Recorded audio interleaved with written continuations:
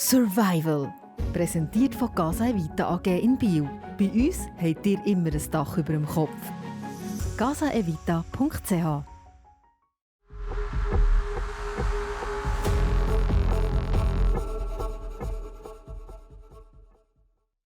Nachdem Laura weggegangen ist, geht das Abenteuer für Sophie und Mano allein weiter. Ihre Ausrüstung beschränkt sich auf ein Messer, einen Schlafsack und eine Trinkflasche mit einem Filter. Seit 5 Tagen ernähren sie sich vom Wenigen, was sie gepflückt haben.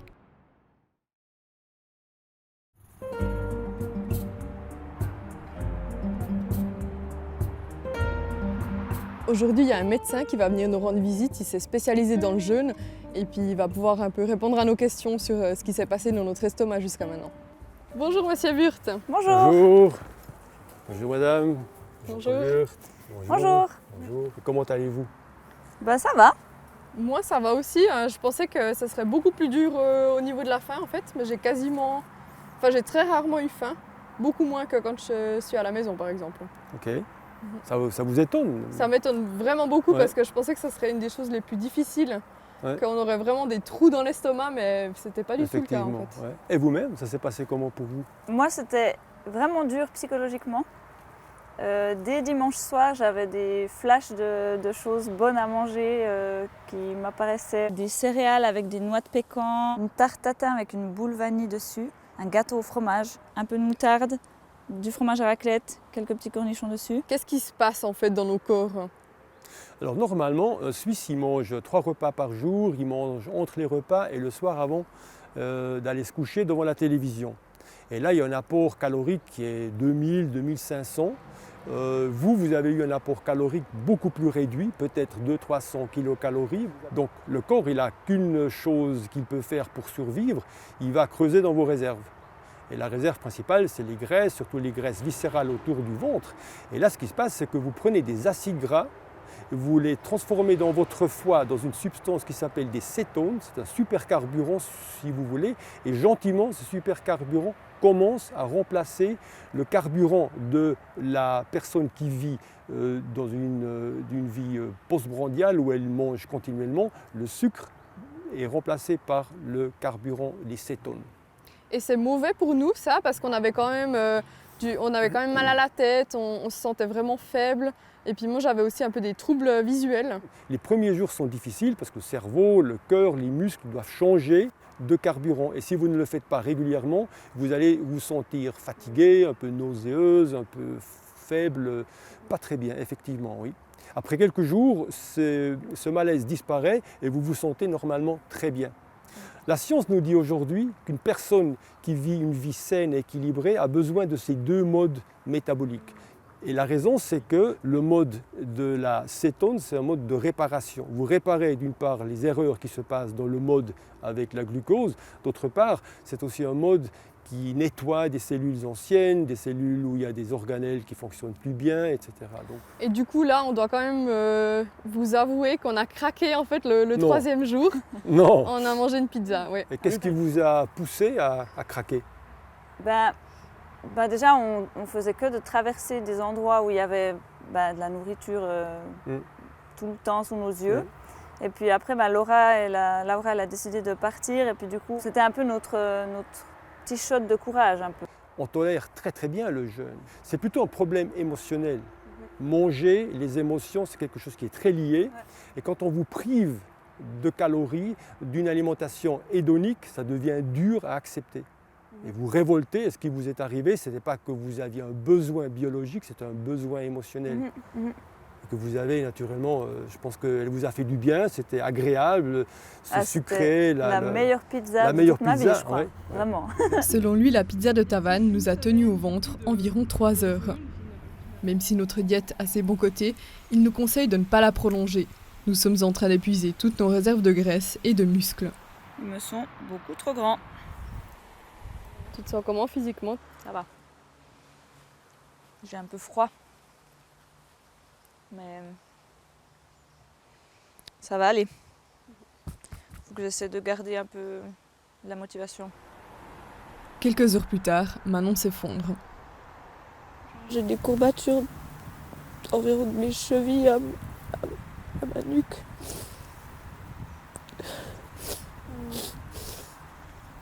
C'est la fin. Ouais. Mais c'est aussi la fin F1 bientôt, donc ça va aller. On va essayer de reprendre quelques forces au soleil. Et puis ce soir, on retournera dans la même grotte qu'hier soir. Demain, par contre, je pense qu'on va bouger parce que c'est toujours plus facile pour nous de trouver de la nourriture comme ça.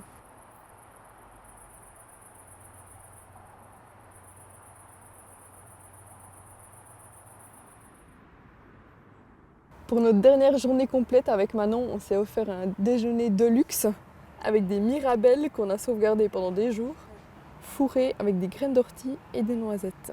Comment tu sens ce dernier jour, Manon? Je me réjouis d'être à la maison. Puis du coup, la tentation de rentrer maintenant est trop forte. Ouais, Et c'est vraiment finir. tenir, quoi. Ouais, Aujourd'hui. c'est ça, ouais. Nous décidons de quitter notre grotte et de chercher un petit coin de forêt où tuer le temps.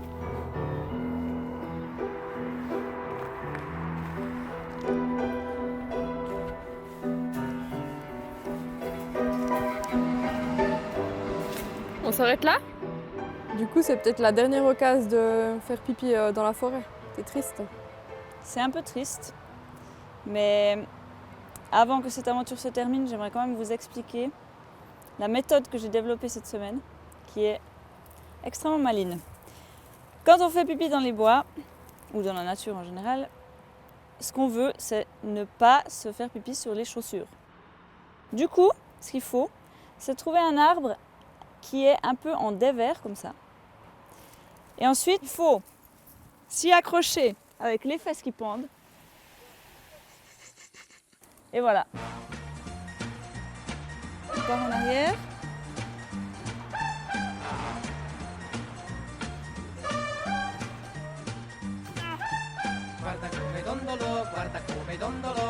Guerrière 3.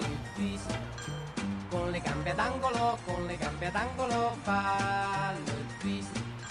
Sarà perché io dondolo, saranno gli occhi tuoi che brillano, ma vedo mille lucciole venirmi contro insieme a te. Purée, Sophie! Quoi? Il m'arrivait un truc de ouf!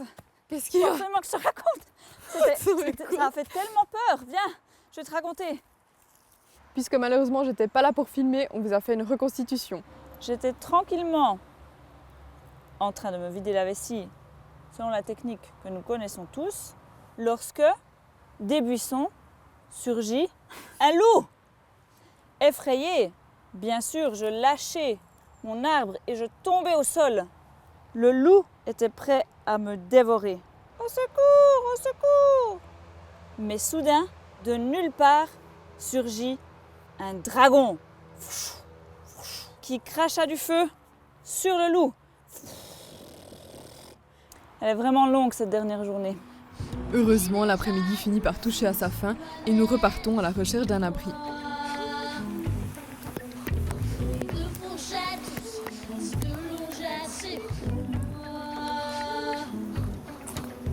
Puis vient le soir, les amours dans le placard s'amourent. Je vais passer toute la nuit. On a finalement opté pour une grotte à l'entrée des gorges du Taubenloch pour passer la nuit. Je crève de faim. Je pense que c'est un mélange d'ennui et puis du fait que je sais que demain on va être à la maison. Il nous reste 13 noisettes pour notre dernier repas. Bon app. Bon app. Putain, il y a un verre dedans. Oh non! J'aurais jamais cru que j'aurais pu souper avec 5 noisettes et puis encore être capable de faire des trucs la journée et tout. C'est incroyable. Ce qui risque d'être moins incroyable, c'est cette dernière nuit sur un sol des plus rocailleux. Sans parler du bruit.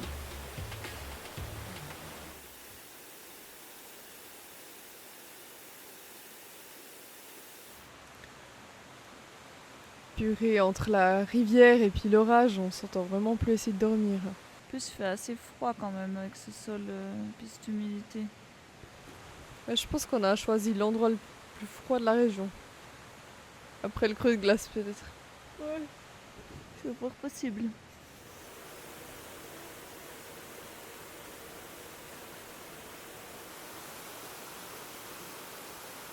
Finalement, on a quand même réussi à grappiller quelques heures de sommeil. Il faut croire qu'on s'habitue à un sol dur après une semaine.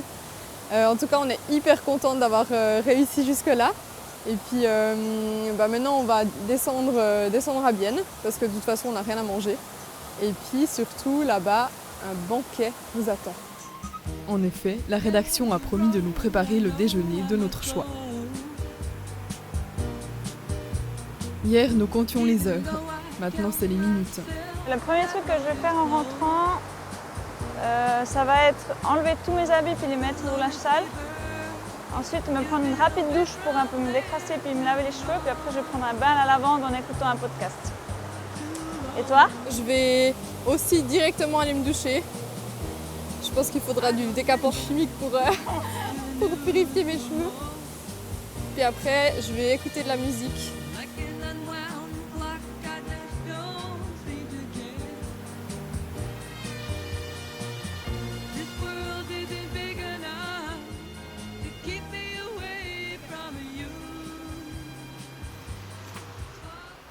On est officiellement de retour.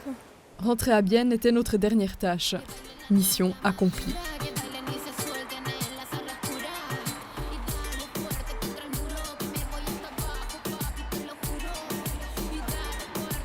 Maintenant commence un trajet infini jusqu'à la rédaction. Tout là-bas. Il y a mon omelette et puis mon velouté aux champignons. Toi, t'as demandé quoi, Manon? Ah, de la tête de moine, bien sûr, avec un petit peu de pain. Ça va être délicieux, je me réjouis trop.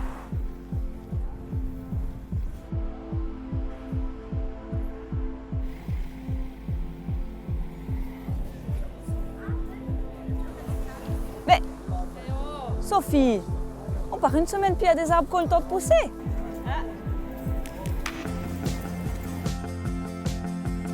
Wouhou, Sophie, on est arrivés. Finalement, la rédaction nous a préparé une autre surprise. Ah, tu sens meilleur que nous. Ouais, alors... Ah, ich bin so froh, dass du da. Und das ist das Ende des Abenteuers Survival. Eine Erfahrung, die alle Erwartungen über den Haufen geschossen hat. Weil es nicht nur darum gegangen ist, überhaupt etwas zu essen zu finden, sondern auch gegen die Versuchungen von der Zivilisation anzukämpfen. Sophie, Manon und Laura sind jede auf ihre Art mit dieser Herausforderung umgegangen. Was sie alle mit heimnehmen, ist ein besseres Verständnis für die Natur, aber auch für sich selber und den anderen gegenüber. Bravo à nous. Ouais, bravo. Ja, bravo euch. Survival. Präsentiert von Casa Evita AG in Biel. Bei uns habt ihr immer ein Dach über dem Kopf. casaevita.ch